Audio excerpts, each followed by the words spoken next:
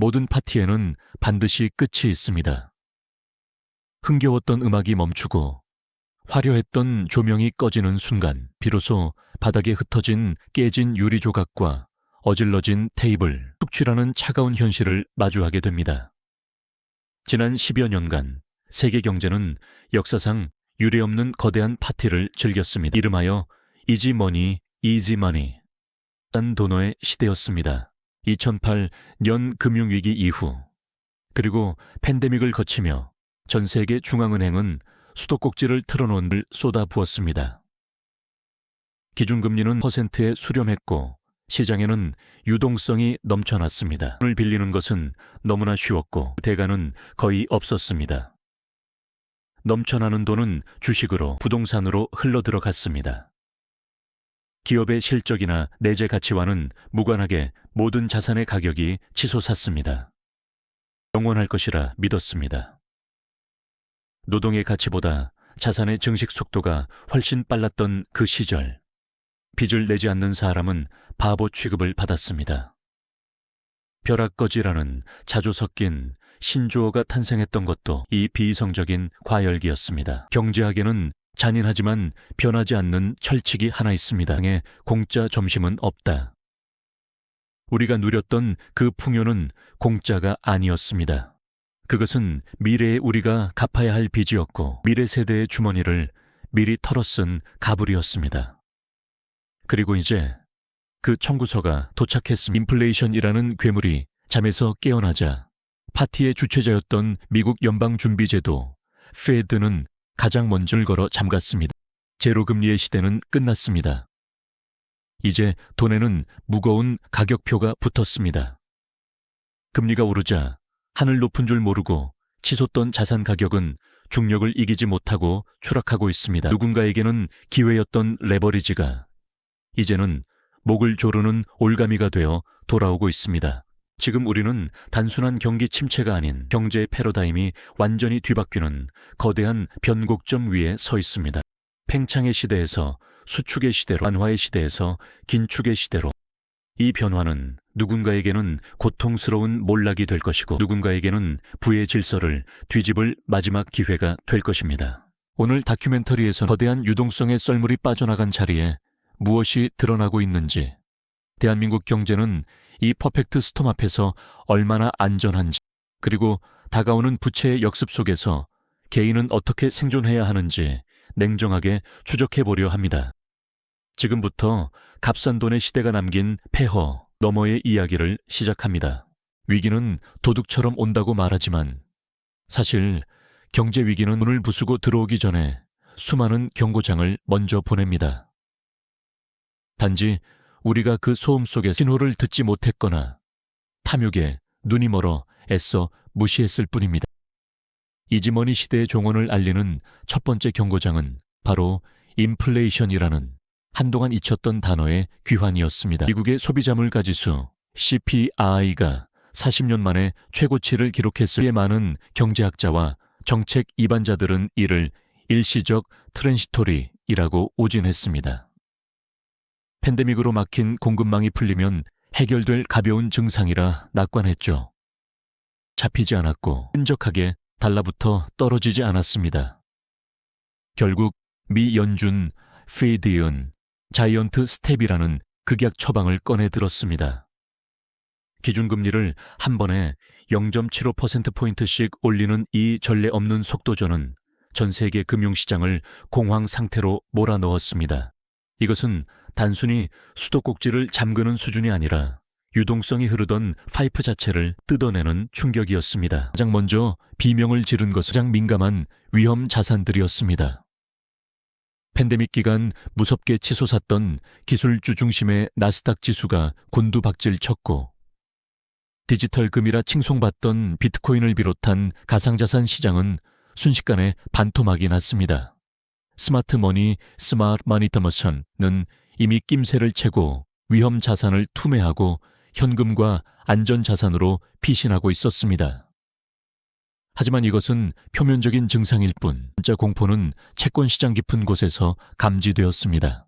경제학 교과서 경기 침체, 리세션의 가장 강력한 전조로 꼽는 장당히 금리 역전이 발생한 것이 통상적으로 돈을 오래 빌려주는 10년 만기 국채 금리가 2년 만기보다 높아야 정상입니다. 미래 경제에 대한 불안감이 극에 달하면 투자자들은 장기 채권으로 몰리게 되고 이내 금리 역전이라는 기현상이 벌어집니다. 1970년대 이후 거의 모든 경기 침체에 앞서 이 탄광 속에 카나리아가 다시 노래하기 시작한 것입니다. 채권 시장이라는 거대한 바다 풍우가 몰아칠 것이라고 확실한 경보를 울린 셈입니다. 이 파장은 즉각 태평양을 건너 미국 시장을 강타했습니다. 가장 민감하게 반응한 것은 환율이었습니다. 글로벌 자금이 안전자산인 달러로 쏠리면서 이른바 킹달러 현상이 나타났습니다. 원달러 환율이 심리적 저지선인 1,400원 선을 위협하자 외국인 투자 자금은 썰물처럼 빠져나갔습니다. 코스피는 파랗게 질렸고 에너지 수입 가격 폭등으로 무역 수지는 적자로 돌아섰습니다. 실물 경제 현장에서도 균열의 조짐은 뚜렷했습니다. 지방 건설 현장에서는 자재비 인상과 자금 경색으로 크레인이 멈춰 서기 시작했고 부동산 모델하우스에는 미분양이라는 공포의 단어가 스멀스멀 올라왔습니다. 누군가는 이것을 일시적인 조정이라 애써 위로했지만 숫자는 거짓말을 하지 않습니다. 유동성의 파티가 끝나고 청소부가 들이닥친 순간 비로소 누가 발가벗고 수영하고 있었는지를 목격하게 된 것입니다. 순한 변동성이 아니었습니다. 시스템 붕괴의 서막이었습니다. 미국 연방준비제도 이사회의 의사봉 소리는 워싱턴 DC의 회의실을 넘어 지구 반대편 서울의 어느 가장의 가계부 직간에 파고듭니다. 0.25%포인트 혹은 0.5%포인트. 숫자만 보면 미미해 보이는 이 금리 인상이 한 경제 시스템을 붕괴시키는 걸까요? 그 충격의 전이 메커니즘은 매우 정교하고 또 잔인할 정도로 기계적입니다. 첫 번째 단계는 자금 조달 비용의 급증입니다. 중앙은행이 기준금리를 올리면 시중은행은 이에 가상금리를 얹어 대출금리를 올립니다. 기업은 공장을 돌릴 운영 자금을, 개인은 집을 살 돈을 빌리는데 비용을 지불해야 합니다. 이지머니 시대에는 싼 이자 덕분에 수익이 나지 않는 사업도 부동산 투자도 유지가 가능했습니다. 하지만 금리가 임계점을 넘는 순간 이자 비용이 수익을 갉아먹기 시작합니다. 이자도 못 내는 이 한계 상황에 직면하는 주체들이 도미노처럼 쓰러지기 시작하는 것입니다. 두 번째 단계는 자산 가치의 재평가. 경제학 용어로는 할인율, 디스카운트 레이트의 마법이 역으로 작용하는 순간입니다. 주식이나 부동산 같은 자산의 현재 가치는 미래에 벌어들일 현금을 현재의 금리로 할인해서 계산합니다. 금리가 오르면 분모인 할인율이 커지게 되고 자연스럽게 자산의 현재 적정 가격은 낮아집니다. 기업 실적이 그대로여도, 건물이 멀쩡해도 단지 금리가 올랐다는 이유만으로 자산 가격은 수학적으로 폭락하게 되어 있습니다. 미래의 꿈을 먹고 사는 성장주나 거대 자본이 부동산이 고금리 시기에 가장 크게 무너지는 이유가 바로 여기에 있습니다. 하지만 가장 치명적인 세 번째 단계는 바로 디레버리징, 디레버리징, 부채 축소의 악순환입니다. 상승장에서는 빚이, 레버리지, 이 자산 증식의 지렛대가 되어주지만 하락장에서는 이 지렛대가 부러져 내리며 주인을 공격합니다.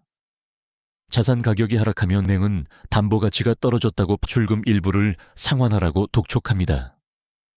장의 반대매매, 부동산의 경매가 이에 해당합니다. 채무자는 빚을 갚기 위해 어쩔 수 없이 가지고 있는 자산을 헐값에 시장에 던져야 합니다.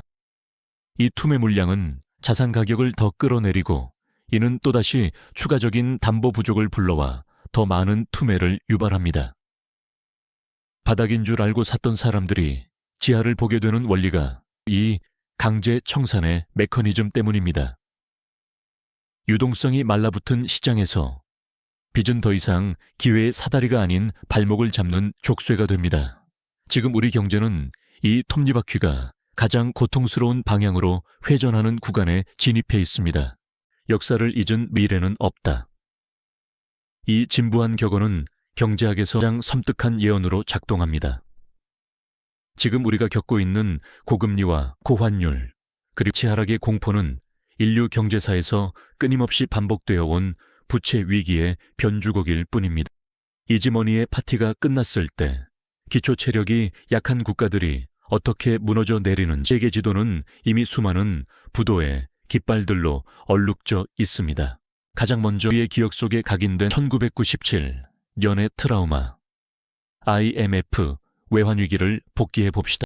당시 동아시아의 네 마리 용이라 불리던 한국 경제는 겉으로는 화려한 고성장을 구가하고 있었으며 이면에는 기업들의 무분별한 단기 외채 차입과 대마불사, 도덕적 해이가 또아리를 틀고 있었습니다.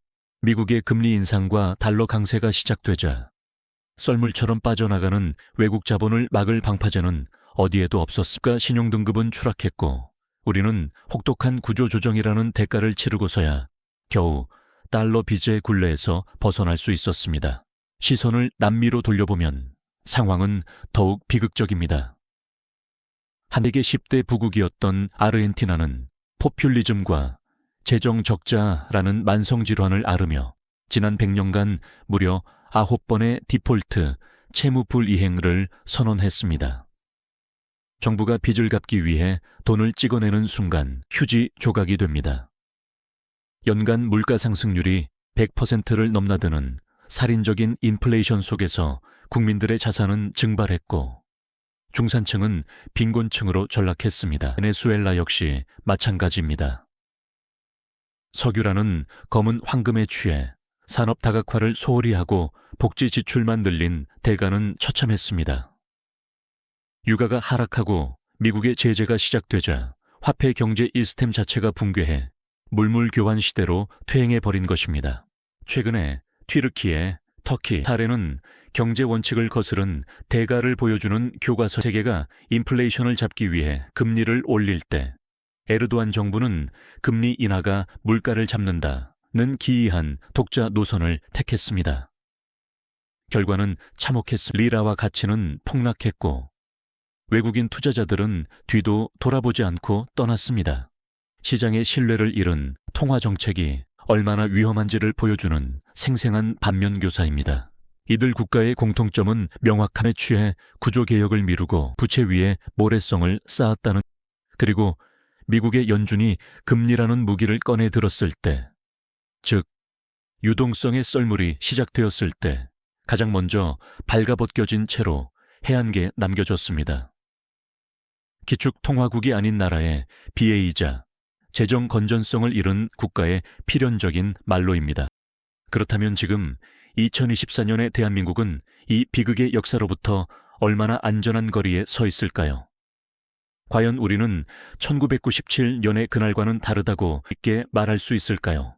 세계 경제라는 거친 바다에서 한국이라는 배가 마주한 가장 큰 암초는 단연 가계부채입니다. 앞서 본 남미나 남유럽 국가들이 정부의 빚으로 무너졌다면 한국 경제 위기의 뇌관은 정에 숨겨져 있습니다. GDP 대비 가계부채 비율 세계 1위, 위채총액 1900조. 이 천문학적인 숫자는 단순한 통계가 아닙니다. 대한민국 경제를 지탱해 온 중산층의 삶이 빚이라는 얇은 살얼음판 위에 서 있다는 뜻입니다. 지난 저금리 시기, 지금 사지 않으면 영원히 못 산다는 공포 마케팅과 자산 상승의 욕망이 맞물려 대한민국은 거대한 빚투, 빚내서 투자의 용광로가 되었습니다. 영끌, 영혼까지 끌어모아 대출. 족들은 소득의 40%, 심지어 60% 이상을 원리금 상환에 쏟아부으며 아파트를 샀습니다. 집값이 계속 오르기만 한다면 이 무리한 레버리지는 현명한 투자로 포장될 수. 하지만 금리 인상과 집값 하락이라는 이중 충격 더블 와미, 이 닥치자 이 희망회로는 합선되어 타들어가기 시작했습니다. 가장 치명적인 문제는 대출의 질입니다. 한국 가계부채의 상당 부분은 금리에 노출되어 있습니다. 나비 효과로 한국은행이 기준금리를 올릴 때마다 담보대출 금리는 즉각적으로 튀어오릅니다. 2%에서 3% 되었던 금리가 6%에서 7%를 넘나들자 매달 갚아야 할 이자는 2배, 3배로 불어났습니다. 월급은 그대로인데 이자만 100만 원, 200만 원씩 더 내야 하는 시장 실물 경제의 침체로 이어집니다. 없는 가게는 지갑을 닫고 가 줄어드니 자영업자가 무너지고 기업의 매출이 감소하는 내수 침체의 악순환이 시작된 것입니다. 전세라는 한국만의 독특한 제도가 뇌관의 폭발력을 키웁니다. 집주인이 세입자에게 받은 보증금은 사실상 무이자 사채와 같습니다. 갭투자, 갭 인베스먼트는 이 전세 보증금을 레버리지로 삼아 집을 늘리는 방식입니다. 하지만 집값이 전세가보다 떨어지는 소위 깡통 전세가 속출하고 다음 세입자를 구하지 못해 보증금을 돌려주지 못하는 역전세난이 발생하면서 부동산 시장은 거대한 유동성 위기에 빠졌습니다. 집주인도 세입자도 모두가 피해자가 되는 구조적 모순이 드러난 더욱 우려스러운 것은 이 부채의 폭탄이 터질 경우 그 파편이 금융권 전체로 튈 수 있다는 점입니다. 제2금융저축은행, 상호금융 등 상대적으로 건전성이 약한 금융기관들의 연체율이 심상치 않게 오르고 있습니다. 특히 부동산 PF, 프로젝트 파이낸싱, 대출 부실 우려는 건설사와 금융사를 잇는 도미노 붕괴의 트리거가 될 수 있습니다. 1,900조 원이라는 숫자는 단순한 빚이 아닙니다. 경제가 감당할 수 임계점을 시험하는 째깍거리는 시한폭탄입니다. 지금 대한민국 경제라는 거대한 배의 키를 잡은 정책 이반자들은 그 어느 때보다 고통스러운 선택의 시간을 보내고 있습니다. 과거의 경제 위기가 명확한 크리시코스, 초인플레이션 혹은 외환 부족, 과거의 싸움이었다면 지금의 복합 위기는 두 마리 토끼를 동시에 잡아야 하는, 아니 서로 다른 방향으로 뛰는 두 마리 토끼를 쫓아야 하는 불가능한 미션에 가깝기 때문입니다. 그 안정과 경기 방어, 그리고 금융 안정이라는 상충하는 목표들 사이의 딜레마입니다. 한국은행의 처지는 그야말로 진퇴양난입니다. 물가를 잡고 환율을 방어하려면 북을 따라 금리를 올려야 합니다. 한미 금리 격차가 역대 최대 수준으로 벌어진 상황에서 금리를 올리지 않으면 외국인 자본 유출과 원화 가치 하락을 없기 때문입니다. 금리를 올리자니 살펴본 1,900조 원의 가계부채와 부동산 PF 부실이라는 뇌관이 터질까 두렵습니다. 금리를 올리면 차주가 죽고 안 올리면 나라, 환율가 위험하다 는 자조 섞인 말이 금융계에 도는 이유입니다. 결국 한국은행은 동결이라는 카드로 숨고르기를 하며 미국 연준이 멈추기만을 간절히 바라는 선수답, 티엔슈이 탑, 통화정책을 펼칠 수밖에 없는 상황에 몰렸습니다. 정부, 기획재정부의 대응 역시 살얼음판을 걷기는 마찬가지입니다. 부동산 시장의 경착륙 하드 랜딩을 막기 위해 지난 정부가 묶어두었던 규제들을 전방위적으로 풀었습니다. 대출 규제를 완화하고 세금을 깎아주며 집을 사도 좋다는 신호를 시장에 보내고 있습니다. 얼어붙은 채권시장에는 채권시장 안정펀드라는 긴급자금을 수혈하며 급한 불을 껐습니다. 표면적으로는 시장의 붕괴를 막기 위한 불가피한 조치들입니다. 그러나 이러한 대증요법에는 치명적인 부작용이 따릅니다. 빚을 줄여야 디레버리징 할 시기에 오히려 빚을 내서 집을 사라고 부추기는 정책은 당장의 위기는 모면할지 몰라도 장기적으로는 부실의 규모를 더 키우는 폭탄 돌리기가 될 긴축 기조를 유지해야 할 중앙은행과 경기 부양을 위해 돈을 풀려는 정부의 엇박자는 시장에 혼란을 줄 수 있습니다. 재정 건전성을 강조하면서도 감세를 추진하는 모순적인 상황은 정부의 정책 여력을 스스로 갉아먹는 결과를 초래하기도 합니다. 지금 정부와 중앙은행은 시간을 벌고 있습니다. 이 시간이 개혁과 체질 개선을 위한 골든타임으로 쓰인다면 다행이겠지만 근본적인 문제 해결 없이 고통을 뒤로 미루는 마취제로만 쓰인다면 대가는 훗날 더 혹독한 청구서가 되어 돌아올 것입니다. 정책이라는 방파제가 과연 거대한 쓰나미를 언제까지 막아낼 수 있을지 시장은 숨죽여 지켜보고 있습니다. 그것이 경제의 파도가 아무리 높게 일어도 결국 그 파도를 온몸으로 맞아야 하는 것은 개개인의 삶입니다. 정부가 방파제를 쌓고 중앙은행이 펌프를 돌린다 해도 내 집 안으로 들이닥치는 물을 퍼내는 것은 오롯이 나의 몫입니다. 이지머니 시대의 투자 공식이 공격이었다면 이제 시작된 긴축의 시대, 그 생존의 키워드는 철저한 방어와 현금 흐름입니다.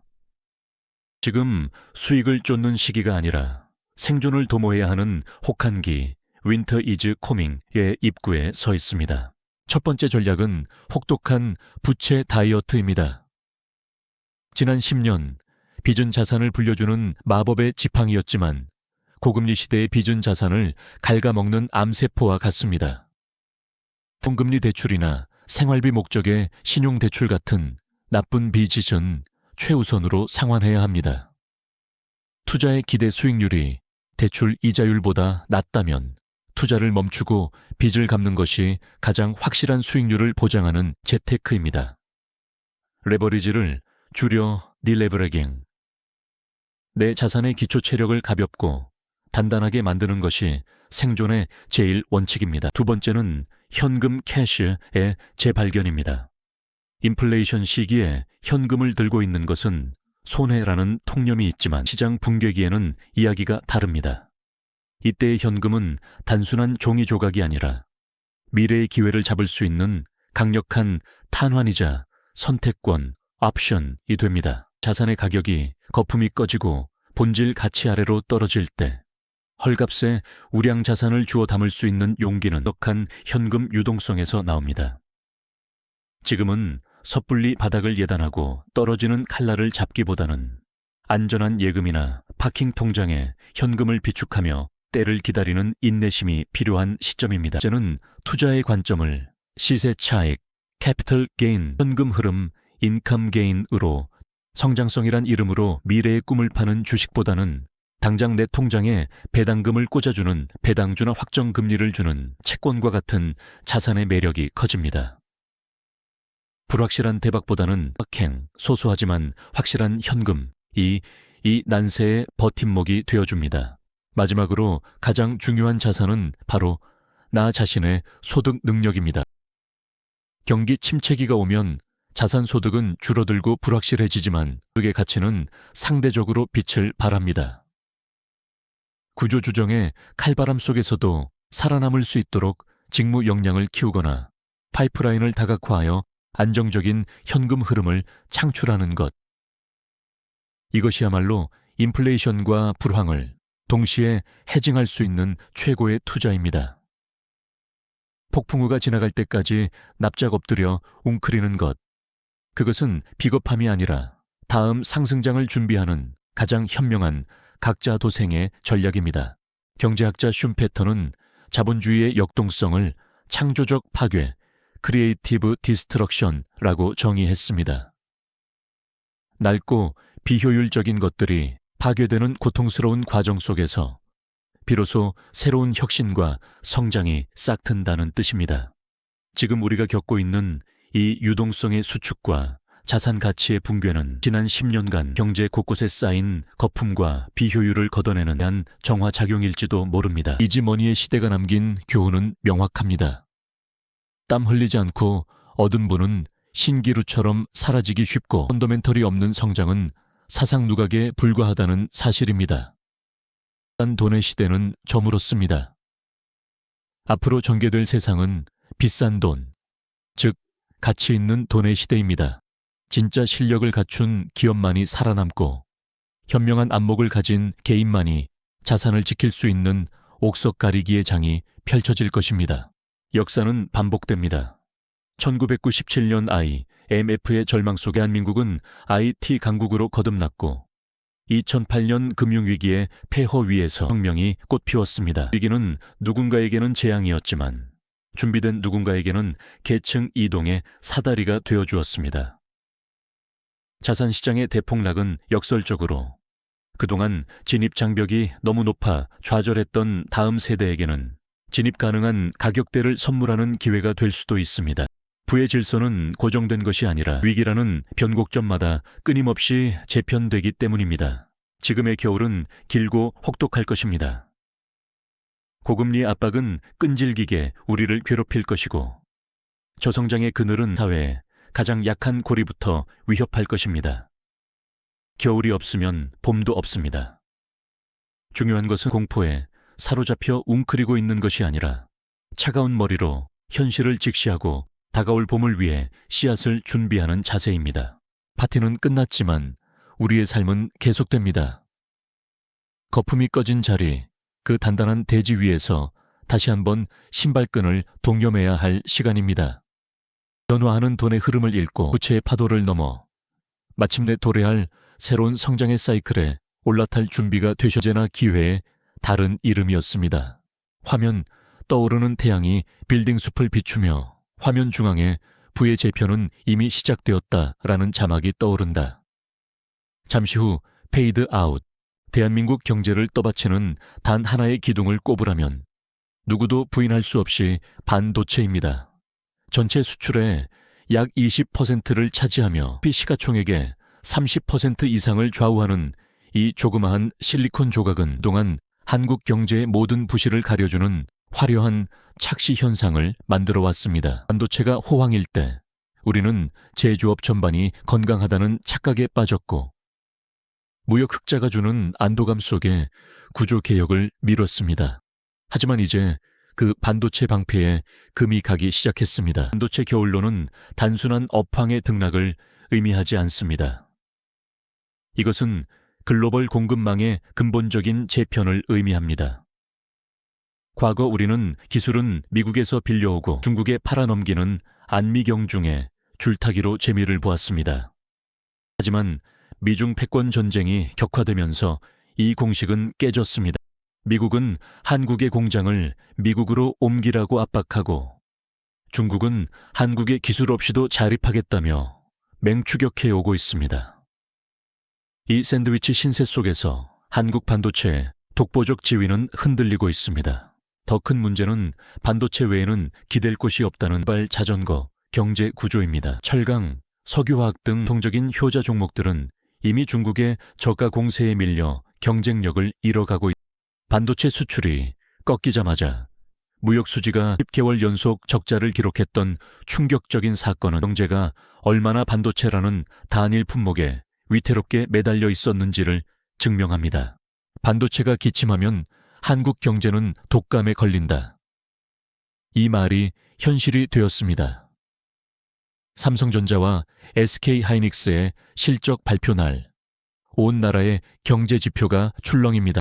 특정 기업, 특정 산업에 대한 과도한 의존도는 국가경제 포트폴리오 차원에서 치명적인 리스크입니다. 지금 묻고 있습니다.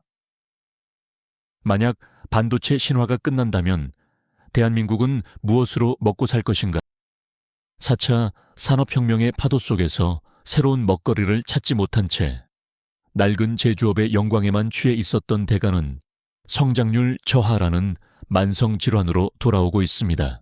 환율이나 금리는 오를 수도 다시 내릴 수도 있습니다.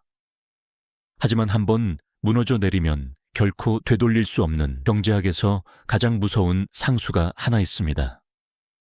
바로 인구입니다. 대한민국은 지금 전 세계 그 어떤 나라도 가보지 않은 인류 역사상 유례를 찾기 힘든 국가 소멸의 실험실로 걸어 들어가고 있습니다. 합계 출산율 0.7명. 전쟁 중인 우크라이나보다 낮은 이 충격적인 숫자는 단순한 사회 문제가 아니라 경제의 생존을 위협하는 가장 확실하고도 치명적인 시한폭탄입니다. 경제학적으로 인구 감소는 생산과 소비라는 경제의 두 축이 동시에 무너짐을 의미합니다. 사람이 사라집니다. 생산 가능 인구의 급격한 감소는 잠재 성장률을 퍼센트대로 끌어내리는 결정적인 원인입니다. 공장을 돌릴 젊은이가 없어 외국인 노동자로 그 자리를 채우는 것은 이미 지방 중소기업의 일상이 되었습니다. 더 무서운 것은 이의 실종입니다. 경제를 돌리는 가장 큰 엔진은 왕성하게 소비하는 청년층과 중산층입니다. 아기 울음소리가 그친 나라에서 기저귀와 분유 시장이 무너지는 것을 시작으로 학원, 대학, 주택, 자동차 시장까지처럼 수요가 증발하는 축소사회, 슈링킹 소사이티가 도래합니다. 누가 1900조 원의 빚으로 쌓아 올린 아파트를 받아줄까요? 수요가 없는 자산시장의 붕괴는 예견된 참사입니다. 여기에 초고령화라는 쓰나미가 겹칩니다. 돈을 버는 사람은 줄어드는데 부양해야 할 노인은 기하급수적으로 늘어납니다. 이는 필연적으로 국가 재정의 파탄과 세대 간의 갈등을 불러옵니다. 국민연금 고갈 시점은 하루가 다르게 앞당겨지고 있습니다. 청년 세대에게 거의 월급의 30%를 떼어 노인들을 부양하라고 강요하는 사회 계약이 과연 지속 가능할까요? 단순한 재정 문제를 넘어 체제 붕괴의 위험을 내포하고 있습니다. 지방은 이미 소멸 단계에 진입했습니다. 지방 소멸은 곧 수도권 과밀화로 이어지고 이는 다시 집값 상승과 출산율 저하라는 악순환의 고리를 강화합니다. 그동안 설마 나라가 없어지겠어?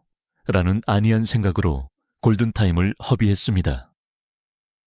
인구 구조의 변화는 모함의 회전과 같아서 지금 당장 방향을 틀어도 효과는 20년, 30년 뒤에나 나타납니다. 즉, 앞으로 닥쳐올 20년의 암흑기는 이미 정해진 미래라는 뜻입니다. 인구학자들은 경고합니다. 역사병이 유럽을 휩쓸었을 때보다 더 빠른 속도로 한국의 인구가 줄어들고 있다. 사람이 없는 경제, 소비자가 없는 시장. 이것은 긴축이나 불황과는 차원이 다른 국가 경제 시스템의 근원적 붕괴, 시스템 콜랩스를 예고하고 있습니다. 가계부채가 우리 경제의 시한폭탄이라면 기업 부채는 보이지 않는 곳에서 서서히 썩어가는 괴사 네크로시스에 가깝습니다. 지난 10년의 초저금리 시대는 경쟁력을 잃은 기업들만 대출로 연명할 수 있게 만든 좀비 기업 양상이었습니다. 영업이익으로 이자조차 갚지 못하는 상태가 3년 이상 지속된 일명 한계기업, 마지널 펌의 비중이 한국 상장사 중 18%를 넘어섰습니다. 6곳 중 한 곳은 일상 뇌사 상태라는 뜻입니다.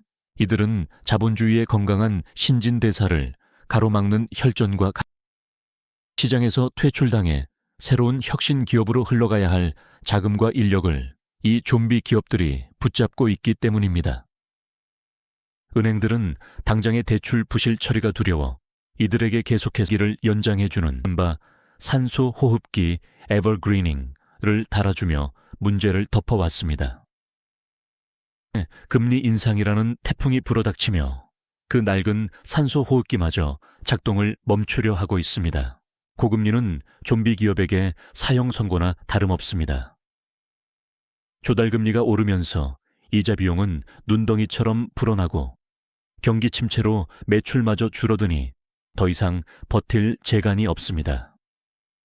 문제는 이들의 붕괴가 개별 기업의 파산으로 끝나지 않는다는 점입니다. 건설, 해운, 석유화학 등 전후방 연관 효과가 큰 산업에서 중견기업 하나가 쓰러지면 딸린 수백 개의 하청 업체들이 줄도산, 체인 뱅크럽시하는 참사가 벌어집니다. 대량 실업 사태로 이어지고 다시 금융권의 부실로 전이되는 끔찍한 악순환의 반가소해가 됩니다. 지금 한국 경제는 뼈를 깎는 구조조정의 시험대 앞에 섰습니다. 살릴 기업과 보낼 기업을 구분하는 옥석 가리기는 고통스럽지만 피할 수 없는 수순입니다. 과거 IMF 외환위기 당시 우리는 대우그룹 해체와 은행 통폐합이라는 피눈물 나는 구조조정을 겪어야 했습니다. 그 고통의 기억 때문에 정부와 금융권은 과감한 메스를 대기를 주저하고 있습니다. 하지만 썩은 살을 도려내지 않으면 결국 전체가 썩게 됩니다. 일본의 잃어버린 30년이 우리에게 주는 가장 큰 교훈은 바로 이것. 좀비 기업을 방치하고 부실 처리를 미루다가 경제 전체의 활력을 잃고 장기 침체의 늪에 빠져버린 실패의 역사, 일본의 전철을 밟을 것인가? 아니면 고통스럽더라도 환부를 도려내고 세사를 돋게 할 것인가? 구조조정의 골든타임은 얼마 남지 않았습니다. 정치적 셈법을 떠나 행복한 경제의 논리로 산소 호흡기를 뗄 결단을 내려야 할 시간입니다. 대한민국 경제를 위협하는 수많은 리스크 중에서도 금융당국이 가장 잠 못 이루며 주시하는 가장 약한 고리가 부동산 PF 프로젝트 파이낸싱입니다. 가계부채가 서서히 목을 조여오는 만성질환이라면 PF 부실은 어느 날 갑자기 심장을 멈추게 할 수 있는 심근경색과 PF는 말 그대로 미래의 사업성을 담보로 돈을 빌리는 금융기법입니다. 시행사는 돈이 없어도 여기에 아파트를 지어 분양하면 대박이 날 겁니다. 라는 계획서 하나로 수천억 원을 끌어다 썼습니다.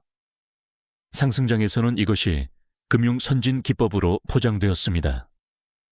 증권사와 저축은행은 수수료와 이자를 챙겼고 건설사는 자기 자본 없이도 사업을 벌였으며 행복했던 그 시절 대한민국 부동산 개발 현장은 빚으로 쌓아 올린 거대한 모래성이었습니다. 하지만 이지머니가 사라지자 모래성은 휩쓸릴 위기에 처했습니다. 금리가 치솟자 사업 비용이 급증했고 부동산 경기가 얼어붙으며 미분양이 속출했습니다. 돈을 빌려준 금융기관들은 만기가 돌아온 대출금, 위험도가 높은 브리지론의 회수를 압박하고 있습니다. 땅값도 사업장들이 경매로 넘어가기 직전입니다. 시장에는 끊임없이 4월 위기설, 9월 위기설과 같은 괴담이 떠돕니다. 특정 대형 건설사가 부도날 것이라는 찌라시, 정보지가 돌 때마다 주식시장이 발작을 일으키는 것은 그만큼 시장의 공포감이 임계점에 다다랐다는 증거입니다. 더 큰 문제는 이 부실의 전염성입니다. PF 대출의 상당 부분 은행보다 체력이 약한 저축은행, 캐피털, 증권사 등 제2금융권에 집중되어 있습니다. 만약 대형 건설사의 연쇄 부도가 현실화된다면 돈을 떼인 금융사들이 함께 무너지고 예금자들의 뱅크런, 대규모 인출 사태로 이어질 수 있습니다. 2011년 저축은행 사태의 악몽이 재현되는 것입니다. 정부는 지금 PF, 대주단 협약 등을 통해 만기를 억지로 연장해주며 폭탄이 터지는 시간을 뒤로 미루고 있습니다. 곪은 상처를 도려내는 수술 대신 진통제를 투여하며 형국입니다. 팔리지 않는 아파트가 갑자기 팔릴 리 없고 떨어진 사업성이 하루아침에 회복될 리 만무합니다. 이대로 폭탄 돌리기를 계속할 것인가? 아니면 고통스럽더라도 질서 있는 터트림, 소프트 랜딩을 유도할 것인가? PF 위기는 단순한 건설업의 불황이 아닙니다.